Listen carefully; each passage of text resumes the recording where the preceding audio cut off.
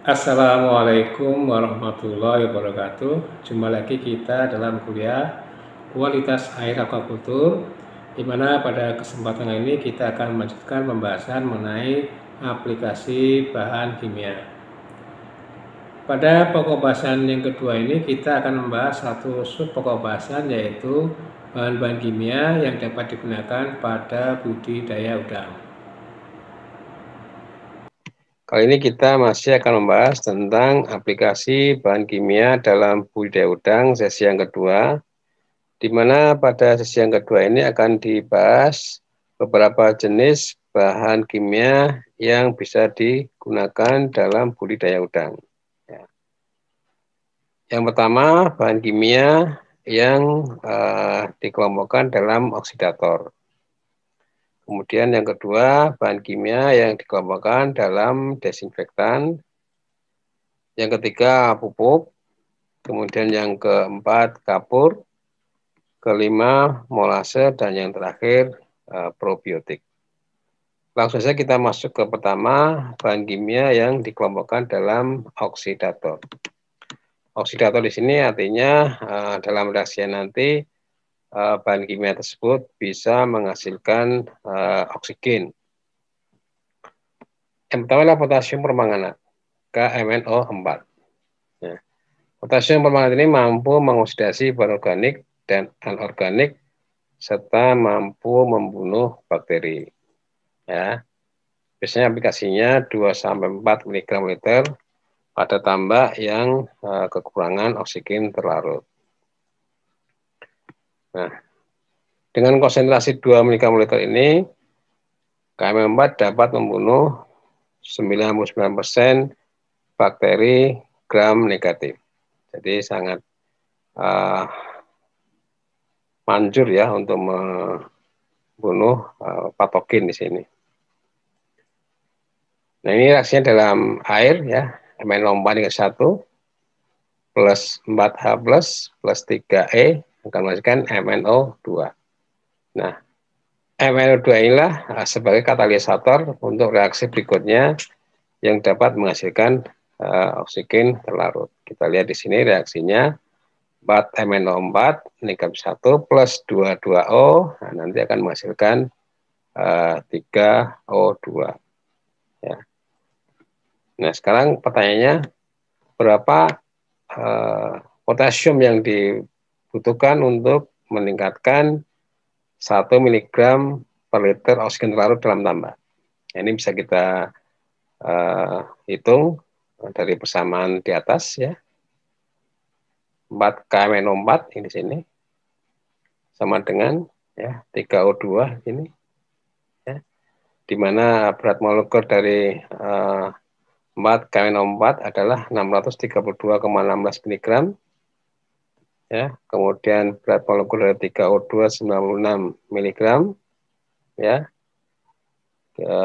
Pertanyaannya berapa KMNO4 yang dibutuhkan untuk menghasilkan 1 mg per liter O2. Ya, O2.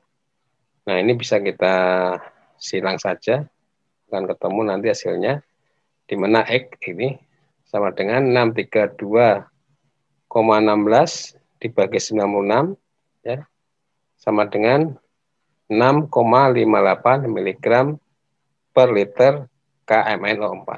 Artinya apa? Untuk menghasilkan 1 mg per liter O2 itu dibutuhkan 6,58 mg per liter KMNO4. Jadi cukup banyak yang dibutuhkan. Sehingga biasanya KMNO4 memang jarang digunakan oleh petambak untuk meningkatkan kandungan oksigen larut. Biasanya yang digunakan untuk menekan bakteri patogen. Ya. Kemudian yang kedua adalah peroksida, H2O2. Ini termasuk oksidator kuat, ya. Dia mengandung 50% bahan aktif. Nah, peroksida ini biasanya digunakan dalam bidang perikanan, baik dalam budidaya perairan, ya, tambak udang atau tambak ikan, maupun untuk transportasi benih. Ya. Nah, ini reaksinya bisa kita lihat di sini kenapa dia bisa menghasilkan oksigen terlarut ya. 2H2O2 dia akan menghasilkan 2H2O dan O2 di sini. Inilah peroksida. Ya. Kemudian kelompok yang kedua adalah desinfektan. Ya, desinfektan ini ada cukup banyak bahan kimia yang biasa digunakan sebagai desinfektan. Yang pertama yang biasa kita gunakan adalah kapolit atau kalsium hipoklorit. Ya. Kalsium hipoklorit. Rumus kimia adalah CaOCl2. Ya, CaOCl2. Ya. Dalam air, kaporitnya kan terhidrolisis dan membentuk klor bebas aktif dengan reaksi seperti di bawah ini.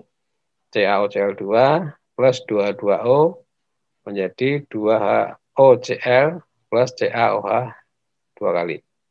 Ya, di mana HOCl ini maupun OCl adalah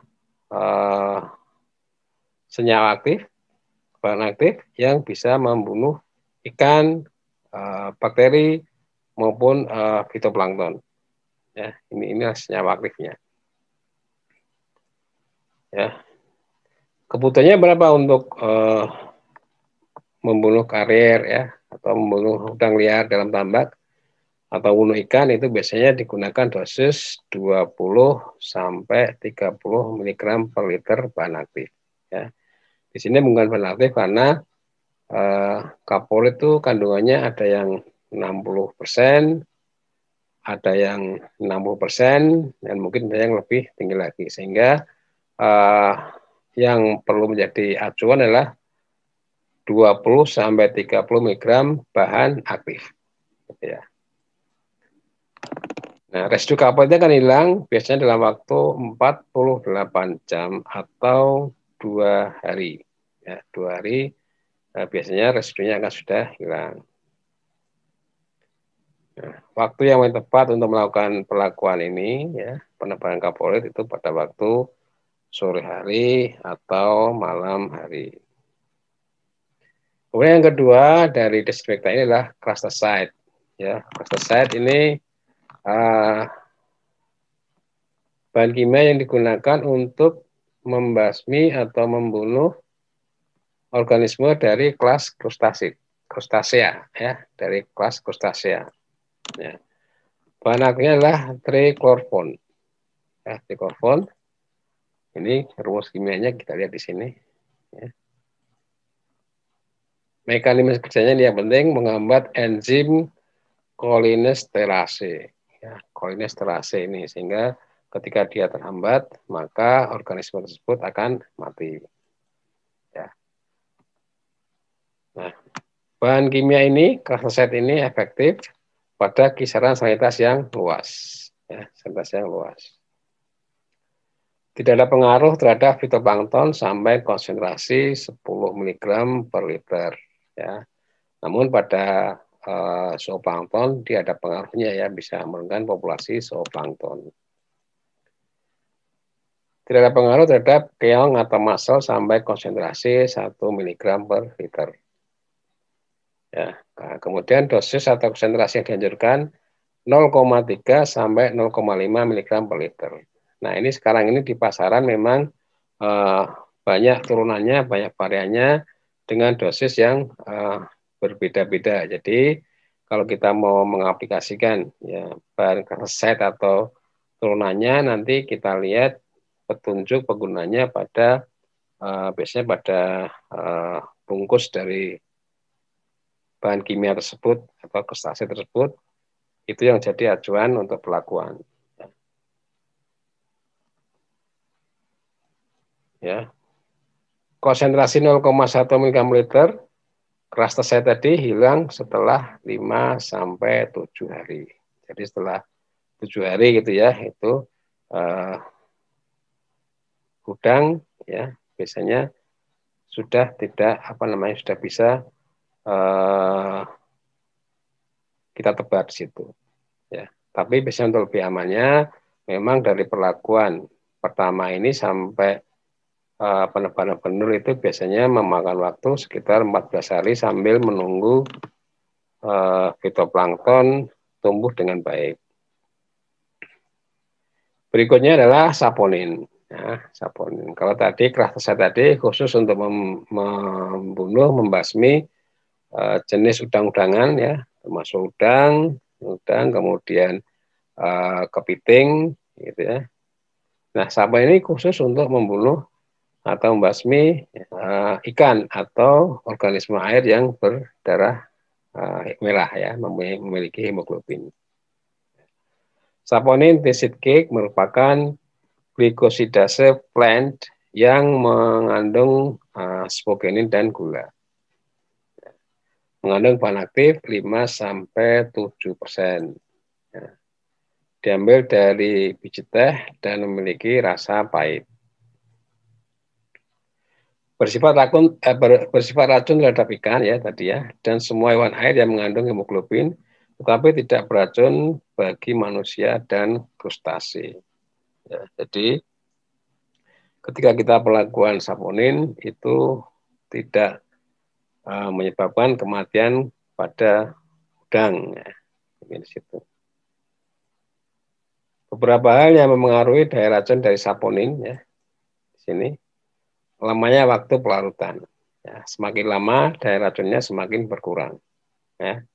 Bahkan kalau lebih dari 2 hari maka saponin sudah tidak memiliki sifat racun ya, dan berubah menjadi pupuk nantinya. Kemudian salinitas, ya, semakin tinggi salinitas, daya racunnya semakin efektif. Ya. Temperatur dan pH semakin tinggi, temperatur dan pH maka semakin meningkat daya racunnya. Yang keempat, ukuran ikan, ya, semakin kecil ukuran ikan, maka akan semakin efektif daya racunnya, ya, semakin manjur digunakan untuk ikan-ikan yang kecil. Makanya dalam pemasukan air nanti diusahakan untuk dipasang streaming agar ikan-ikan yang besar itu tidak masuk ke dalam tambak. Nah, sekarang dosnya berapa? Dosnya biasanya yang digunakan adalah 10-15 mg per liter. Ya. Metodenya bagaimana? Ya, ditebar langsung atau direndam selama 6-8 jam baru ditebar. Ya, jangan terlalu lama, ini maksimal 8 jam. Ya. Karena kalau lebih dari itu nanti khawatirnya daya racunnya akan semakin berkurang. Ya. Nah, kegunaan lainnya sebagai pupuk organik dalam bentuk fermentasi. Ya, ini kalau sudah direndam lebih dari 2 hari atau 48 jam, maka dia akan menjadi pupuk fermentasi.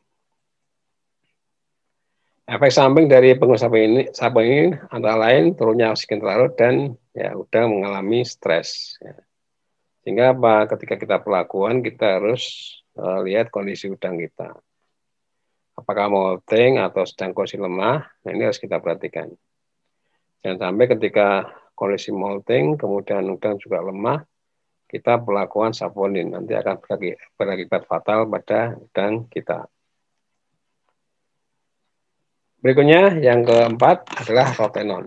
Ya, rotenon. Apa itu rotenon? Kita lihat di sini, rotenon C23H2DO6 digunakan untuk membasmi ikan liar, ya, ikan-ikan. Berasal dari tumbuh-tumbuhan antara lain Delis elliptica dan Oncocarpus. Akar tersebut dikeringkan dan dibuat serbuk serta dalam bentuk cairan. Ya, ada dalam bentuk serbuk, ada pula dalam bentuk cairan. Ya. Rotenon mempengaruhi aspirasi ikan dan sangat beracun bagi ikan dengan konsentrasi yang rendah. Berapa konsentrasinya? Ya, 0,05 sampai 2 mg per liter sudah dapat membunuh ikan. Jadi ini cukup manjur juga bahan ini ya. Berikutnya adalah formalin. Ya, formalin ini juga ternyata memang sering juga digunakan dalam budidaya udang ya. merupakan suatu aldehidan yang berwarna bening, beraroma keras dan tidak stabil, terdiri dari formaldehid 37% dan metanol 10-15%. Ya, formalin akan terdekomposisi jika suhu naik dengan membentuk endapan keruh. Ya, reaksi dengan oksigen terlalu dalam air akan kita lihat seperti sini ya. Jadi dia bereaksi ini akan membutuhkan oksigen ya. Membentuk asam formik. Ya. Makanya nanti dalam perlakuan ini ya, biasanya oksigen terlarut akan turun. Sehingga perlu biasanya ada pergantian air untuk mengantisipasi kondisi yang tidak diinginkan. Ya, formalin dapat digunakan untuk membunuh bakteri dan protozoa dengan konsentrasi 25 mg per liter serta dapat menurunkan total bacteria count maupun total vibrio count (TVC). Nah, dampak dari pemakaian formalin ini tadi ya reaksinya DO akan turun ya, dengan turun dan plankton juga mengalami kematian. Ya. Nah, dalam budidaya udang biasanya digunakan untuk udang windu terutama ya, ketika terjadi udang lumutan itu dengan aplikasi formalin ini bisa membersihkan tubuh udang. Biasanya seperti itu ya, ketika kita aplikasi formalin ini udang windunya yang tadi dia nafsu makan turun, dengan aplikasi ini ada kecenderungan dia akan naik nafsu makannya. Nah, dan juga di hatchery itu digunakan untuk stress test, ya, untuk menguji SR dari benur, ya, itu dengan stress test konsentrasi 100 mg per liter. Desinfektan berikutnya adalah kuprisulfat atau CuSO4. Ya. Kuprisulfat merupakan algaecide, ya, dia membasmi lumut atau algae. Dosisnya berapa? Dosisnya itu adalah 2 mg per liter. Ya.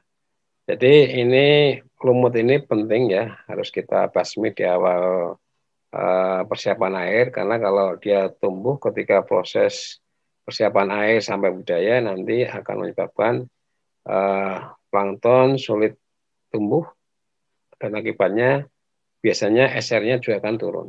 Ya. Jadi dosisnya adalah 2 mg per liter. Ya, 2 mg per liter. Ya. Kapan aplikasinya? Aplikasinya ketika persiapan air ya, setelah air penuh, diisi penuh, sebelum kita aplikasi Krasaside ya, sehari sebelumnya kita aplikasi dulu dengan kuprisulfat ini. Nah, itu adalah golongan dari desinfektan. Kemudian yang ketiga itu pupuk ya, pupuk yang kita gunakan. Biasanya kalau dalam budidaya udang untuk menemukan fitoplankton kita gunakan pupuk nitrogen dan pupuk fosfor. Ya, itu yang penting. Ya. Yang pertama nitrogen. Apa aja yang digunakan? Ada urea, ya, N-nya itu 40%. Ada juga amonium nitrat, ya, sodium nitrat juga ada, dan potasium nitrat. Ya, ini biasa digunakan dalam budidaya udang. Tapi yang paling sering digunakan adalah urea. Urea. Nah, kita akan coba lihat urea apa yang terjadi ketika urea kita masukkan dalam kolam ya. Jadi ini urea sumber nitrogen. Nah, apa reaksinya ketika urea kita masukkan dalam air ya, CONH2 dua kali urea ini akan bereaksi dengan H2O, akan terbentuk CO2 dan 2NH3 amonia ya. Di mana amonia ini nanti akan berada kesetimbangan dengan amonium ya, NH4 positif 1 ya. Nah, sekarang pertanyaannya berapa urea yang dibutuhkan untuk menghasilkan 1 mg per liter amonia. Nah, ini kita bisa lihat dari reaksi ini ya. CO NH2 dua kali sini. Kita lihat di sini perbandingannya dan 2NH3 di sini ya. Kita cari dulu masing-masing berat molekulnya 60 17 ya. NH3 17, kalau 2 NH3 berarti dikalikan 2, ini 34 ya. Nah, untuk mencari berapa amonia yang dibutuhkan untuk menghasilkan 1 mg per liter amonia, nah ini disilang saja, disilang. Nah, nanti akan ketemu 34X ya. Ini kan 34 kali X sama dengan 60 ya, 60 kali 1 60. Sehingga X bisa ketahuan 1,8 mg urea. Jadi untuk menghasilkan 1 mg amonia ini dibutuhkan 1,8 mg per liter urea. Kemudian yang kedua ya, yang dibutuhkan oleh fitoplankton adalah fosfor ya. Fosfor biasanya pupuk yang digunakan adalah superfosfat ya, SP ya, SP, kemudian juga triple superfosfat atau TSP ya. Superfosfat kandungan P2O5-nya sekitar 16 sampai 20% dengan kelarutan di air mencapai 85% ya. Sementara TSP ya, kandungan fosfatnya 44, sampai 45% P2O5, kemudian kelarutan di air mencapai 85% ya. Ini memang yang sering digunakan adalah superfosfat dan TSP ini. 1 unit P setara dengan 0,5 unit P2O5. Jadi kalau kita menghitung P dari P25 ini 1 unit P setara dengan 0,5 unit P2O5. Yang keempat adalah kapur. Ya, kapur digunakan dalam budidaya udang dengan tujuan utama satu, meningkatkan pH air dan tanah. Ya, seperti reaksi bawah ini, CaCO3 nanti akan mengikat H+ sehingga dapat meningkatkan pH air maupun tanah. Ya. Yang kedua adalah meningkatkan alkalinitas dan hardness. Ya, seperti reaksi di bawah ini, di mana dolomit yang kita aplikasikan nanti akan bereaksi dengan CO2 dan H2O menghasilkan Mg2+ dan Ca2+ sebagai penyusun utama hardness dan bikarbonat ya HCO3 negatif 1 sebagai penyusun utama alkalinitas. Nah, inilah tujuan utama dari aplikasi kapur dalam budidaya udang. Ya. Adapun jenis-jenis dari kapur yang bisa digunakan, ya, yang pertama kapur pertanian CaCO3. Ya. Ini kalau dia bereaksi dengan air dan karbon dioksida akan menghasilkan Ca2+, ya, sebagai penyusun hardness dan juga bikarbonat ya 2HCO3 negatif 1 sebagai penyusun utama alkalinitas. Kemudian dolomit CaMgCO3 2 kali ya. Ketika kita taruh di air dalam air tambak dia akan bereaksi bersama dengan CO2 juga menghasilkan ini ya Ca dan Mg sebagai penyusun hardness dan juga bikarbonat sebagai penyusun alkalinitas. Berikutnya kapur api atau CaO ini biasanya digunakan untuk keperluan tertentu, biasanya untuk desinfektan ya, ketika persiapan tambak ya untuk membasmi, membunuh patogen yang ada dalam tambak. Berikutnya adalah kapur hidrat ya atau CaOH 2 kali. Nah, CaOH 2 kali ini juga biasanya digunakan untuk pengapuran tanah pada awal siklus sebelum pengisian air. Berikutnya adalah molase. Ya, molase juga kadang digunakan oleh petambak dengan beberapa tujuan. Nah, di sini akan saya sebutkan dua tujuannya yang berhubungan dengan manajemen kualitas air. Ya. Ya. Kita lihat dulu reaksinya. Ya, yang reaksi di sini. Ini adalah reaksi ketika bahan karboorganik ya, dalam hal ini karbohidrat atau molase ya, atau molase atau karbohidrat di sini kita masukkan ke dalam kolam, maka tentunya dia akan mengikat ya amonia. Akan mengikat amonia. Ini dilakukan oleh bakteri heterotrof, ya, mengikat amonia. Sehingga apa yang terjadi? Sehingga ketika karbohidrat kita masukkan ke dalam kolam, ya, apakah molase, gula atau yang lainnya, maka amoniaknya akan terikat, sehingga akan menurunkan amonia. Itu yang pertama. Ya, jadi mengikat amonia. Yang kedua apa? Yang kedua hubungannya dengan karbon dioksida di sini. Ya. Karbon dioksida yang dihasilkan nanti akan bereaksi dengan H2O, ya, H2O akan bereaksi membentuk H2CO3. Nah, H2CO3 ini keberadaan di air ini sangat kecil sekali, mungkin hanya 1% gitu ya. Dan sisanya nanti dia akan langsung terbentuk menjadi bikarbonat di sini. Bikarbonat ya dengan melepaskan H+. Nah, H+. Ini artinya apa? Karena ada H+ ini, ya dia jelas akan menurunkan pH air. Ya. Itu ya. Jadi molase di sini tujuannya adalah pertama untuk mengikat, menurunkan amonia. Yang kedua adalah menurunkan pH air. Ini tujuan penggunaan molase pada budidaya udang. Kemudian yang terakhir adalah probiotik. Nah, probiotik ini memang sudah familiar di kalangan petambak, ya, penggunaan probiotik ini. Cuman kita harus tahu jenisnya apa yang kita gunakan, tujuannya untuk apa. Nah, ini harus betul-betul kita pahami. Ya. Jadi jenis bakteri yang kita gunakan atau probiotik yang kita gunakan itu harus sesuaikan dengan tujuannya. Tujuannya untuk apa? Ya. Yang pertama biasanya untuk menguraikan amonia atau mengikat amonia. Ya. Kalau tujuan untuk menguraikan amonia, maka bakterinya adalah satu bakteri autotrof atau bakteri nitrikasi. Contohnya adalah Nitrosomonas dan Nitrobakter. Ya.